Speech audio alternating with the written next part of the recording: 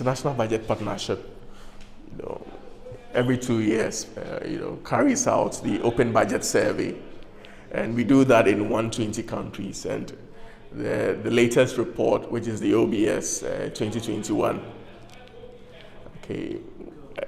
is what we came here to launch, the specific results for Ghana. And the key findings basically has to do with the fact that Ghana moved marginally, improved marginally on the transparency score from 54 in 2019 to 56. And although there are some issues with that, particularly on participation, we saw that though participation improved, where citizens are able to engage in the budget, that improved from 15 in 2019 to I think 20 in 2021. But the gap there has to do with participation during implementation. The ministry has a robust system that solicits for inputs during budget formulation, but when it comes to during implementation, they don't seem to have that feedback mechanism where citizens can provide feedback.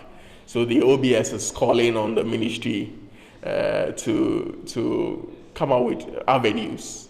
In some countries, there are dashboards on the ministry's website where citizens provide feedback, any challenge they have with service delivery. If government commits to carrying out certain projects in the budget, and citizens are not seeing that in their communities, they are able to report that for remedial actions. And these are things we are encouraging the Ministry of Finance to be up and doing on. The other aspect has to do with the comprehensiveness of the budget information that is published. Basically, particularly for the end year report, which is the annual budget performance report, the OBS found that the quality can be improved. For instance, government can report on individual programs based on the program budget that we are currently rolling out as a country. So, for instance, for the flagship programs, it is not enough to just provide narrative about them. We want to see the actual spending compared with the amounts allocated.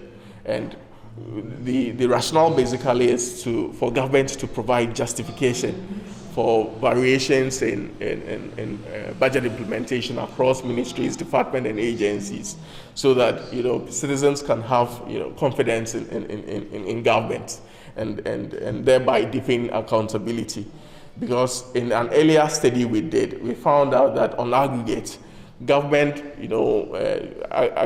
total deviation in spending was just about 2%.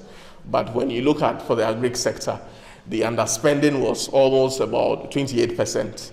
And there's no explanation for that in the end year reports. So these are some of the things that we expect the ministry to look at, improve the quality of reporting, because these are public funds, and it is only right that they tell us how those funds are utilized.